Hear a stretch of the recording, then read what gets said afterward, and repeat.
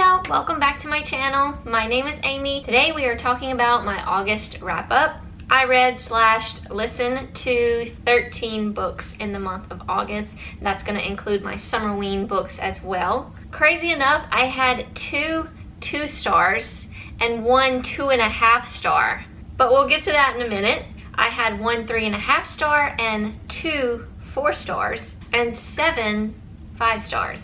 I think a good month altogether. I had a variety of reads, different type of genres happening in the month of August.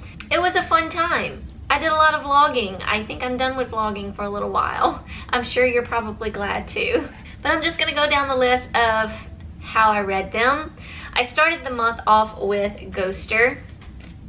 I actually started this for the reading rush. I mean, it's such a big book. I ended up kind of putting it off to the side because one, it really wasn't grabbing me. It started off kind of strong, but then it just sort of dwindled down after that. So I waited and picked it up after the reading rush was done, which was basically the end of July, beginning of August.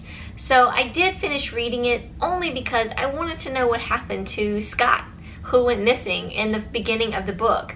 So we followed Kate. Kate's sort of a weird kind of character, and she meets Scott. Scott also is a weird sort of character.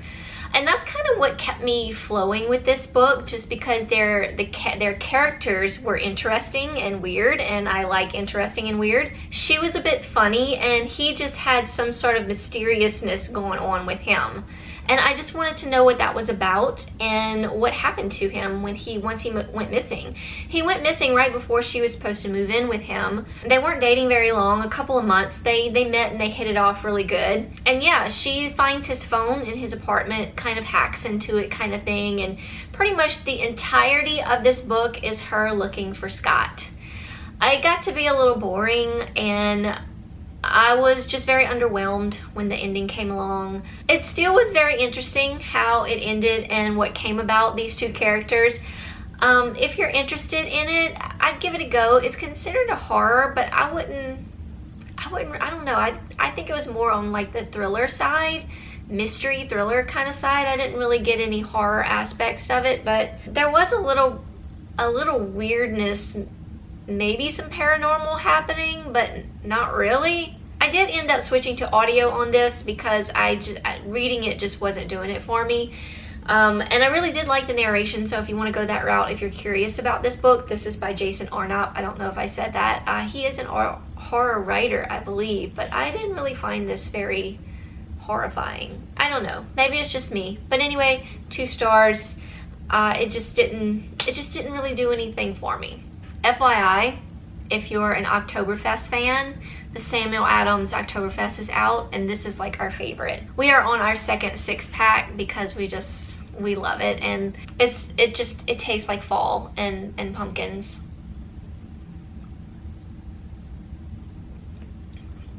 Yes. Oh my gosh, that's so good. Moving on. Next, I read Fakers. This is a male-male romance. It's by Lucy Lennox and May Archer. This was so cute. It was lovable. It was sweet. It was like a country style kind of romance. I fell in love with it. I fell in love with the characters. So we follow Brooke Johnson. Brooke Johnson is from a small town in Tennessee called Licking Thicket. And every year, I believe they put on like this festival. It's the Licking Thicket Festival. And just the innuendos and everything about Licking Thicket, just, I laughed pretty much the entire time in this book. Not making fun of this little town, if there is really a Licking Thicket. I don't know if there really is, but just the way she wrote out this town and all their little fun little activities that they do during this fair was hilarious. So like I said, we follow Mal, and he got out of this town right after graduation, right after high school. He sort of had a very public breakup with his then girlfriend and outing of himself at that time. So he was dating like the most popular girl in school. He was kind of like the most popular boy in school, but he was gay, and he didn't really know how to come out in such a country southern little town, so he just announced it at prom, and that was that. And now he has to come home to help his dad out with the Licking Thicket festival that is happening, and he is the head licker. I'm telling y'all that if anything, read it for the laughs. It's the best. His mother doesn't believe that he's gay, so he talks his best friend, who is straight, into tagging along with him as his fake boyfriend. And then his ex-girlfriend from high school sort of does the same thing. We follow her. Well, actually we follow Mal, which is her best friend. So she doesn't want to go home like empty-handed without like a boyfriend or anything. So she talks him into coming home with her for the Licking Thicket Festival, to be her straight boyfriend when he is her gay best friend. And Mal and Brooke sort of figure each other out, and their little crew of fake relationships kind of turns into like this friendship between the four of them. It's funny, it's fun, it's sexy. I had a blast. 5 stars. Then of course, Midnight Sun. I had to give this 5 stars, even though I got a little bored with Edward. You know, halfway to the end of the book, his chapters were super long, but Edward has a lot to say. This is by Stephanie Myers. I don't know if I said that. I'm a little kind of all over the place tonight. This is a Sunday evening. I'm over here sipping on my beer, about to go walk over to my brother's. I'm just weird. I feel weird. And anyway, yes, Edward. So this is Edward's story. This is basically Twilight, just from Edward's point of view. So if you read Twilight, you know all about what Midnight Sun's going to be about. But it's definitely a bigger book. Edward definitely has more to say. He can hear the minds of other people, except for Bella, of course. So yeah, he's got a lot of info, a lot to tell us. But what got me in this book is you can really feel his love for Bella, and that comes through very clear through this book. And you feel his heartache at his reasoning with himself of why he should not pursue her and why he should probably leave her. But he loves her too much, and he will do whatever he has to do to stay with her until she's done with him, or until he just can't stay with her anymore. You feel that all in this book. So it does get sort of a little on the depressing side, just a little bit. But if you read Twilight, you know what happens, so you don't let it get to you. But yeah, it was a very deep story Edward has to tell us, but it's basically the same story as Twilight, just different. I really enjoyed it though. Like I said, definitely a 5-star. Twilight was like everything to me at one point in my life. Obviously, I named my cat after Bella. So yeah, I enjoyed Edward's story, and hopefully we can get more from Edward and more books to come. Okay, Survivor Song. I listened to this on audio just because it happened to be available on like Scribd or something. I saw it like pop up. So I went ahead and I got it. I think it was Scribd. But anyway, I went ahead and I got it and I listened to it. The narration was okay, but I didn't particularly like it. I think I would have rathered just reading it with my eyes. But yeah, this was my 2.5 star, just because it was coming off strong in the beginning and I felt it had potential. So this is sort of like not really a zombie apocalypse, but in a sense, kind of, sort of. And it also kind of hits close to home right now with what's going on in the world. So a pandemic kind of breaks out, but it's a rabies pandemic, and it starts off with animals, and if they bite you, you get this rare rabies and you kind of end up going crazy. So I found that it was kind of a cross between Walking Dead and Bird Box. I don't know why, but it gave me those vibes. We start following Nats and her husband, Paul. Paul is at the grocery store, and it's insane. It's crazy. He's just trying to get the goods to bring home. But you gotta be quiet because there are some like rabies infected people that are kind of just walking around. And they're kind of crazed in a way that they'll do anything to get into your home and attack you. I don't know, it's kind of weird, but it was grabbing me at the beginning. But then after that, it kind of goes downhill from there. Nats and her husband Paul get attacked. Nats is pregnant, and she makes her way to her best friend that she calls Rams, who is also a doctor. So they sort of come together and they try to make their way to a hospital, basically. That's basically the whole book, is them trying to get gnats to a hospital because she's pregnant. She's very close to having the baby. She's gotten bitten, so they need to get the baby out. So that's basically what the book is about. Sounds good, right? But once we get into that middle part after that beginning, it just kind of fades, and it just, not that I lost interest, that's why I kind of bumped it up to that half a star, because I was interested in it. I will say that it's like the best Paul Tremblay book I've read so far, but I've only read 2 of his other books, Cabin at the End of the World, which didn't do it for me, which I know is very popular on BookTube and people love it, and then A Head Full of Ghosts no, I didn't like. But I'm not a possession, I don't really care to read about possessions, and that's kind of what A Head Full of Ghosts was, so I didn't really care for it either. Survivor Song was definitely better than those 2 in my opinion. And I did sort of like how it ended, I will say that. But other than that, I found it kind of meh. I don't know. I think if you do want to give this book a shot, I definitely recommend reading it over listening to the audio though. I also read Say You'll Be Nine by Lucy Lennox, another male romance. I was on a Lucy Lennox kick, I guess, in the month of August, but I gave this 5 stars. I loved it. This story sort of revolved around a YouTube channel. We first off start following Nine. He is like number 9 in his family, like the 9th child in his family. Kind of hints how he got the number 9 nickname. But anyway, he is just a very I loved his character. He's very laid back. He seemed just chill and just goes with the flow and just does whatever, and he loves to help people. He works at a hardware store in town, and he also has his own YouTube channel where he shows people how to do like DIY handy jobs at home that you can do for yourself. And you know, he recommends tools and stuff from the hardware store. It gets them publicity and people coming over buying the tools or whatever. So he's doing very well with that, and he is approached by a tool brand to do a little renovation on a cabin, but they were hoping that he was gay, so they were hoping to get like a couple kind of renovation type of thing for the LGBT community. Long story short, he goes ahead and does it. An old friend of his brother's, well, they're still friends, his name is Cooper.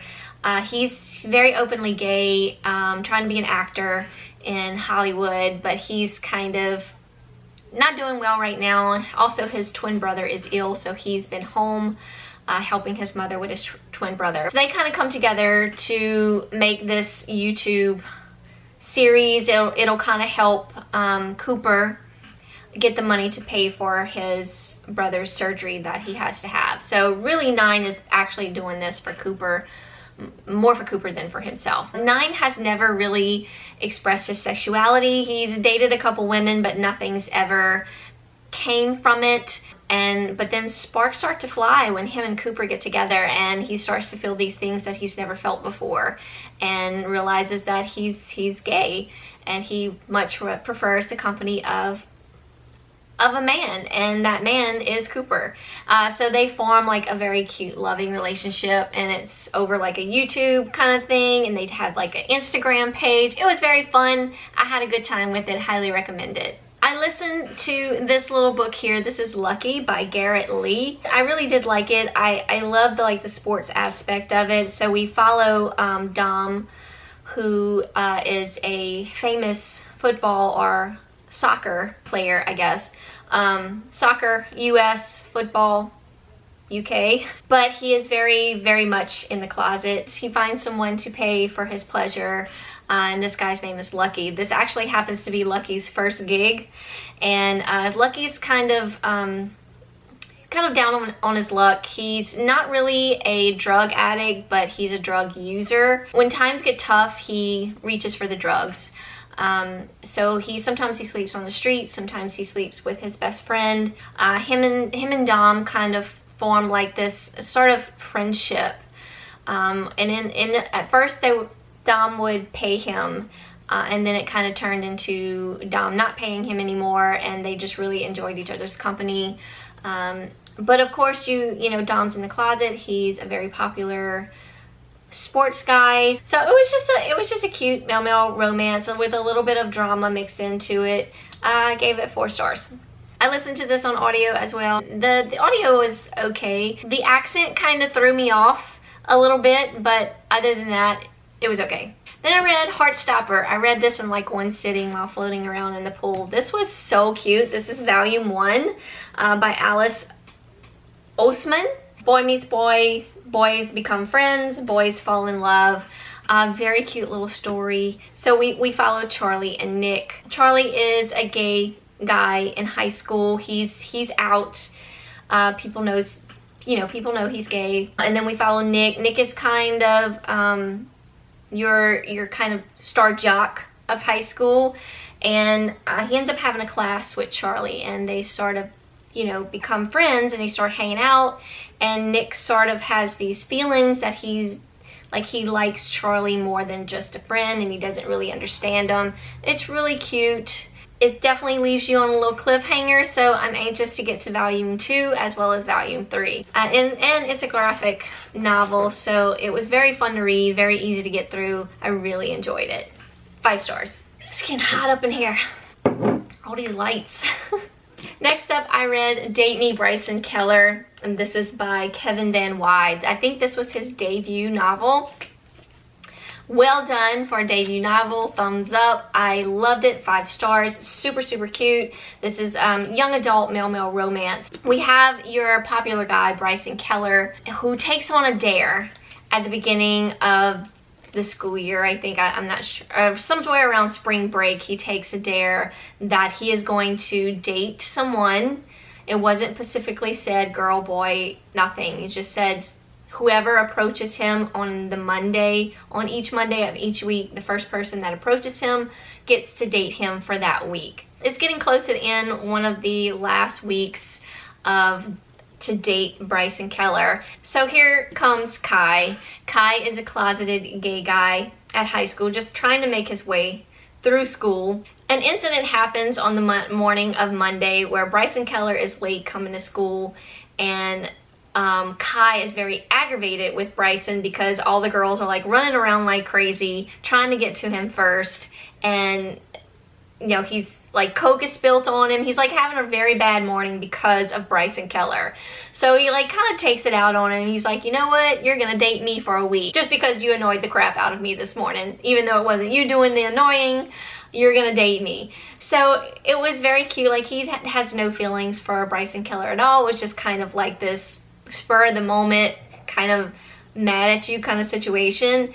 He actually has a crush on someone else, but anyway, so they date for this week, and it's super cute. I loved how open Bryson was in the beginning, and then I loved how he realized, he's never dated in high school. That's how the dare came about, and he told his friends that it's just because he doesn't feel like dating is a thing to do in high school, because soon you'll be breaking up anyway to go to college. But when he thinks about it, he's never really wanted to date anyone until he starts hanging out with Kai, and he starts having these feelings, and he thinks he could be gay or maybe possibly bi. So it was a very cute sort of coming of age, coming out kind of story. Kai gets to come out to his parents as well as the school. It's very touching, very cute. I loved it. 5 stars. I also read or listened to The Last Mrs Parrish by Liv Constantine. I gave this a 3.5 star. Yes, 3.5 stars. In the beginning, for like the majority of the book, like half of the book pretty much, I stayed pissed off with our main character, Amber, who is basically trying to take over Daphne's life. Daphne is Mrs. Parrish, and all Amber sees is that she has everything. She has the house, she has the money, she has the pool, she has the clothes, she has the purses, she has the perfect handsome husband, the 2 beautiful bratty children. Amber wants it. She mainly wants her husband and his money. So she tries to wiggle her way into their relationship. And then we end up getting Daphne's side of the story.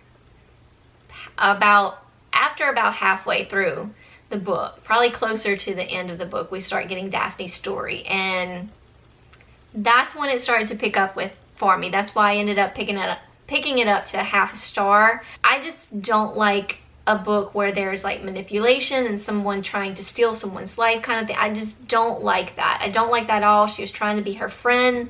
I just stayed pissed off the majority of this book until we get to Daphne's story. Then it gets to interesting. I highly recommend the audio. The audiobook was phenomenal. But if you're like me, you're gonna stay pissed off for the majority of the book. But otherwise, once I got to Daphne's part and you get the whole story, it was actually pretty good. And then lastly, we have my Summerween books, where I read 4 books for Summerween. We have the Brightlands by John Fram. I gave this one 2 stars. I am still like kind of beating myself up because I feel like I want to give it another chance. I listened to the audio and I did not like the audio at all. I do not recommend the audio. The Texas twang that this narrator was doing just totally threw me off, and it did not do justice for the book whatsoever. That's why I sort of want to get it and just read it at my own pace and soak it all in and then see how I feel about it. In this book, we follow Joel, who is a gay character. He's from a small Texas town. He left after, I believe he left after high school to move on to New York. He's become very successful at what he does there. One day he gets a text from his brother Dylan, and his brother sounds distressed, so he feels like he needs to come home and see what's going on and maybe try to get Dylan out of this town and just come home with him. Once he gets there, his past starts to come back to him, and then his brother ends up going missing, as well as one of his brother's teammates or something, because his brother is a big time football player in this little town. There's also sort of like this supernatural entity that is like whispering in his ear of like, it keeps saying like, I've missed you or something like that. So we find out sort of later on in the book what that's about, even though I'm still a little scrambly about that whole situation.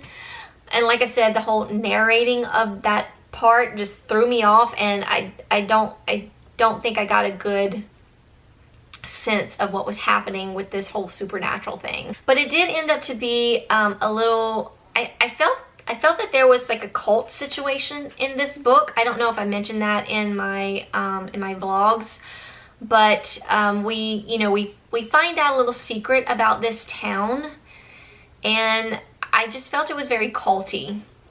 I'm not a huge fan of cult, but it's not something that'll drive me away from a book.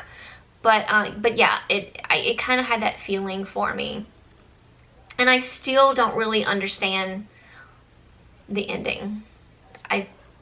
That's about all I can tell you. The majority of the book is there.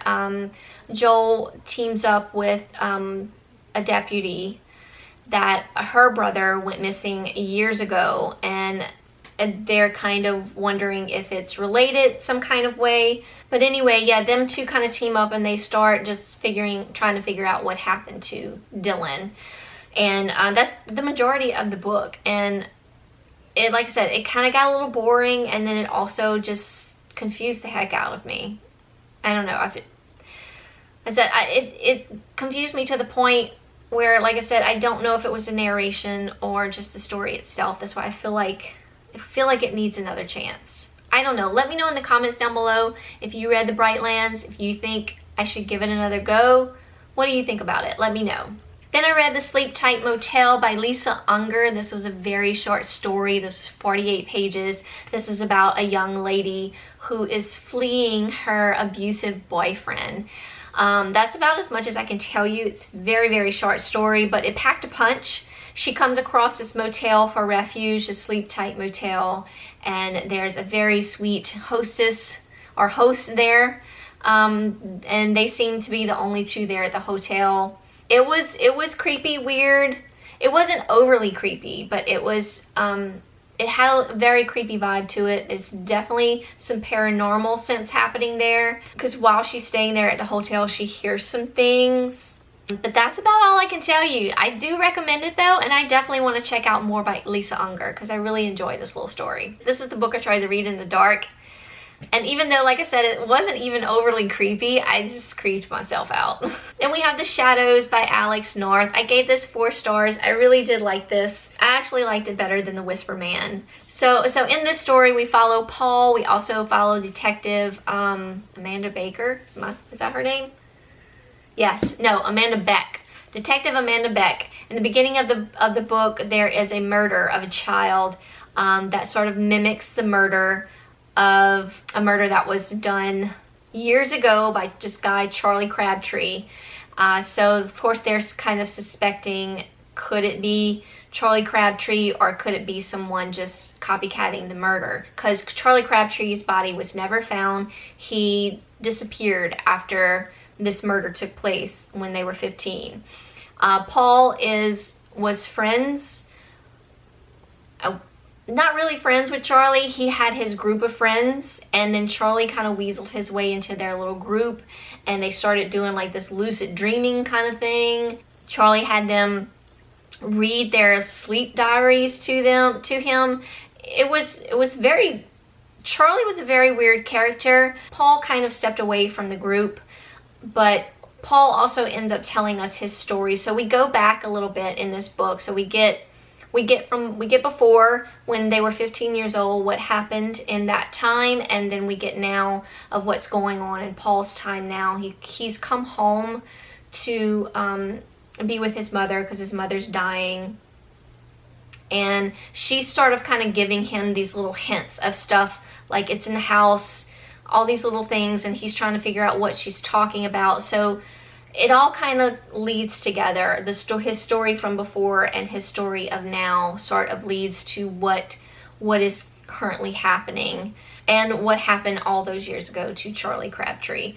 So it was really good. It was interesting, and yeah, I really liked it. I might have to put that back in the freezer for a little while. It's getting a little warm. Last but definitely not least, the star of the show, Home Before Dark by Riley Sager. I freaking love this book. It's my top book of the year so far for 2020, my top thriller for sure. Definitely my favorite Riley Sager. Lock Every Door was up there, but this has topped it. So this is about a haunted house. It's basically about a book about a haunted house. So the book is called House of Horrors, and we follow Maggie Holt. Her father wrote the book. They lived in this house. It was called Bainbury Hall. And he wrote a book about the events that took place while they lived there. So after her father passes away, Maggie inherits the house. She doesn't remember anything that's happened. She was 5 years old when they lived in this house. So she thinks her father's book is bogus. But once she ends up going to Bainbury Hall, she has with intentions of renovating and reselling, things start to happen, and she starts to wonder if the events that took place in the book are in fact true. So what we get in this book was genius. I loved it. In between each chapter, you get like an excerpt from House of Horrors. And then like the next chapter goes into Maggie's story about what's happening in the house right then and there. And it kind of all meshes together. And I believe in the vlog I said this, like I thought I guessed it like halfway through. But no. And I should have known. I mean, come on, this is Riley Sager. It's not going to be that easy. So of course there was definitely more to the story. I was so excited to read this book. I absolutely loved it. If you watch the vlog, you can tell how much I loved it and how excited it made me. And I loved the whole sort of horror aspect, haunted house kind of feel of the book. And I loved Maggie's character as well. I loved how bits and pieces were coming back to her from her childhood about her time with House of Horrors, what she remembered, who she remembered. Yes, that's all I can just be like, yes. It was fantastic, 5 stars. Everybody I've come across has nothing but great things to say about this book. So if you haven't read it yet, definitely check it out. All right, y'all, that is all. That is the 13 books I read in the month of August. It was a fun month. Lots of vlogging took place, so I hope you enjoyed that. Let me know in the comments down below if you read any of these books and how you feel. I know a lot of you have already told me that you've read Home Before Dark and you really enjoyed it. I definitely want to know about the Brightlands. What y'all think? Should I give it another shot? I don't know. Let me know in the comments down below. As always, I'll have all these books linked down below if you're interested in checking any of them out, as well as anything else you're looking for. Thank y'all so much for watching. Hope you're all doing well. Hugs all around from me, and I will see y'all in my next video. Bye, y'all.